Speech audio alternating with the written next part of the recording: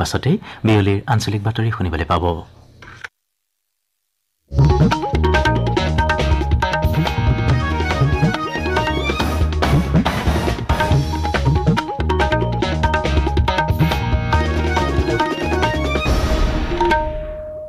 নমস্কাৰ, আকাশবাণী গুৱাহাটী কেন্দ্ৰৰ বিয়লিৰ বাতৰি পঢ়িছো পুলক গগৈয়ে। ভাৰতীয় সংবিধানখন কেইটামান অনুচ্ছেদৰ সমষ্টি নহয়, বৰং ইয়াৰ প্ৰমূল্য আৰু শব্দসমূহে চৰকাৰৰ বাবে অতিশয় মূল্য বহন কৰে। প্ৰধানমন্ত্ৰী নৰেন্দ্ৰ মোদীয়ে সংসদৰ উভয় সদনত ৰাষ্ট্ৰপতি শ্ৰীমতী দ্ৰৌপদী মুৰ্মুৱে দিয়া ভাষণৰ ধন্যবাদসূচক প্ৰস্তাৱ সন্দৰ্ভত ৰাজ্যসভাত হোৱা আলোচনাৰ উত্তৰত এই কথা প্ৰকাশ কৰে। প্ৰধানমন্ত্ৰীগৰাকীয়ে চৰকাৰখনক পথ নিৰ্দেশনা প্ৰদান কৰিব পৰাকৈ সংবিধানখনক এটা আলোকগৃহ বুলি অভিহিত কৰে। বাবা চাহেব ভীমৰাও আম্বেদকাৰৰ অৱদানসমূহৰ শলাগ লৈ তেওঁ কয় যে দেশৰ সংবিধানে সম্প্ৰতি ৭৫ বছৰ পূৰ কৰাৰ দিশে অগ্ৰসৰ হৈছে। নিজৰ বক্তব্যত শ্ৰীমোদীয়ে সম্প্ৰতি জনসাধাৰণৰ বাবে উৎসৱত পৰিণত হোৱা সংবিধান দিৱস উদযাপনৰ বিৰোধিতা কৰাসকলৰ সমালোচনা কৰে। তেওঁ কয় যে NDA চৰকাৰে তৃতীয় কাৰ্যকালত দৰিদ্ৰতাৰ বিৰুদ্ধে যুঁজ দিয়াটো প্ৰধান লক্ষ্য হিচাপে স্থিৰ কৰিছে। এই লক্ষ্য পূৰণৰ দিশত চৰকাৰে সকলো প্ৰচেষ্টা গ্ৰহণ কৰিব বুলিও প্ৰধানমন্ত্ৰীয়ে কয়।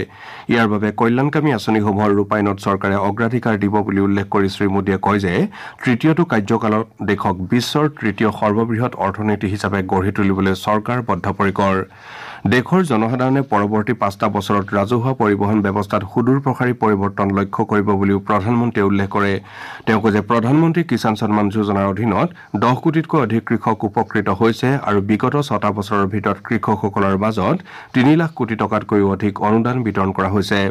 কোভিড মহামাৰীয়ে সৃষ্টি কৰা প্ৰত্যাহ্বানৰ পাছতো ভাৰতীয় অৰ্থনীতি বিশ্বৰ ৫ম স্থানত উপনীত হ'বলৈ সমৰ্থ হৈছে বুলি তেওঁ উল্লেখ কৰে। আনহাতে প্ৰধানমন্ত্ৰীয়ে বক্তব্য প্ৰকাশ কৰাৰ সময়ত কংগ্ৰেছ, DMK, TMC, আম আদমী পাৰ্টি আৰু আন বিৰোধী সদস্যসকলে দলৰ সদনৰ মজিয়ালৈ উঠি আহি হুলস্থুলীয়া পৰিৱেশৰ সৃষ্টি কৰাত সভাপতি জগদীপ ধনখৰে তেওঁলোকক নিজ নিজ আসনলৈ উভতি যাবলৈ আহ্বান জনায়। ইয়াৰ পাছত বিৰোধী সাংসদসকলে সদন ত্যাগ কৰে। বিৰোধীৰ সদন ত্যাগৰ পৰিপ্ৰেক্ষিতত প্ৰধানমন্ত্ৰীয়ে তেওঁলোকৰ নিজে উত্থাপন কৰা প্ৰশ্নৰ উত্তৰ শুনিবলৈ সাহস নাই বুলি মত প্ৰকাশ কৰি এই কাৰ্যক তেওঁ উচ্চ সদনৰ প্ৰতি অৱজ্ঞা বুলি অভিহিত কৰে। আনহাতে ৰাজ্যসভাৰ সভাপতিগৰাকীয়েও বিৰোধী পক্ষই সদন ত্যাগ কৰা কাৰ্যক লৈ অসন্তুষ্টি ব্যক্ত কৰে। ইয়াৰ পূৰ্বে আজি পুৱা সদন মিলিত হোৱাৰ সময়ত ৰাষ্ট্ৰপতিৰ ভাষণৰ ধন্যবাদসূচক প্ৰস্তাৱক লৈ হোৱা আলোচনা আৰম্ভ হোৱাৰ পাছতেই UPPL দলৰ সাংসদ ৰণগৌৰা নাৰ্জাৰীয়ে এক্ট ইষ্ট পলিচিৰ বাবে প্ৰধানমন্ত্ৰী নৰেন্দ্ৰ মোদীক ধন্যবাদ জ্ঞাপন কৰে। তেওঁ কয় যে চৰকাৰৰ এই নীতিয়ে উত্তৰ পূৰ্বাঞ্চললৈ শান্তি কঢ়িয়াই আনিব। মুখ্যমন্ত্ৰী ডক্টৰ হিমন্ত বিশ্ব শৰ্মাৰ নেতৃত্বত ৰাজ্যখনে ব্যাপক হাৰত উন্নয়নৰ মুখ দেখিছে বুলি তেওঁ লগতে মত প্ৰকাশ কৰে। সদনত আজি উত্তৰ প্ৰদেশৰ হাথৰছত কালি পদপিষ্ট হৈ প্ৰাণ হেৰুওৱা লোকসকলৰ প্ৰতি শ্ৰদ্ধাঞ্জলি নিবেদন কৰে। ইপিনে ৰাজ্যসভাৰ কাৰ্যক্ৰমণিকা আজি অনিৰ্দিষ্টকালৰ বাবে স্থগিত ৰখা বুলি সভাপতি জগদীপ ধনখৰে ঘোষণা কৰে।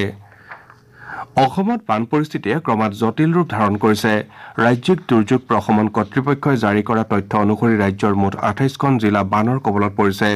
ৰাজ্যিক দুৰ্যোগ ব্যৱস্থাপনা প্ৰাধিকৰণে জাৰি কৰা তথ্য অনুসৰি এই জিলাসমূহৰ মুঠ 2208খন গাঁৱৰ 11,34,000ৰো অধিক লোক বানত ক্ষতিগ্ৰস্ত হৈছে। তদুপৰি বানৰ ফলত ৰাজ্যৰ 42,476 হেক্টৰ কৃষিভূমি পানীত বুৰ গৈছে। চৰকাৰ আৰু প্ৰশাসনে স্থাপন কৰা 130টা সাহায্য শিবিৰত 18,459 জন লোকে আশ্ৰয় গ্ৰহণ কৰিছে। চৰকাৰী তথ্য অনুসৰি চলিত বৰ্ষৰ বানত 38 জন লোকৰ মৃত্যু হৈছে। ইপিনে অসমৰ বান পৰিস্থিতি অত্যন্ত জটিল যদিও প্ৰশাসনে এই পৰিস্থিতিত জনসাধাৰণক সকাহ দিয়াৰ বাবে সকলো প্ৰচেষ্টা লৈছে বুলি মুখ্যমন্ত্ৰী ডক্টৰ হিমন্ত বিশ্ব শৰ্মাই প্ৰকাশ কৰিছে। তেওঁ অতি কম সময়ৰ ভিতৰতে জনসাধাৰণ বানৰ সমস্যাৰ পৰা মুক্ত হ'ব বুলি আশা প্ৰকাশ কৰে। মুখ্যমন্ত্ৰীগৰাকীয়ে আজি কামৰূপৰ গড়ল, ভট্টাপাৰা আৰু ৰাণী চাপৰিৰ জনসাধাৰণৰ ওচৰলৈ গৈ বান পৰিস্থিতিৰ ফলত তেওঁলোকে সন্মুখীন হোৱা সমস্যাৰ বুজ লয়। তেওঁ ৰাজ্যক প্ৰশাসনৰ ফালৰ পৰা সকলো সাহায্য আগবঢ়োৱা হ'ব বুলি আশ্বাস দিয়ে।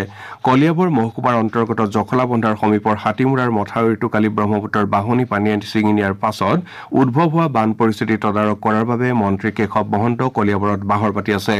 মন্ত্ৰীগৰাকীয়ে স্থানীয় প্ৰশাসনৰ জৰিয়তে ক্ষতিগ্ৰস্ত পৰিয়ালসমূহক সাহায্য আৰু বানৰ কবলত পৰাসকলক উদ্ধাৰ অভিযান ক্ষীপ্ৰ কৰি তুলিবলৈ মহকুমা প্ৰশাসনক নিৰ্দেশনা জাৰি কৰিছে।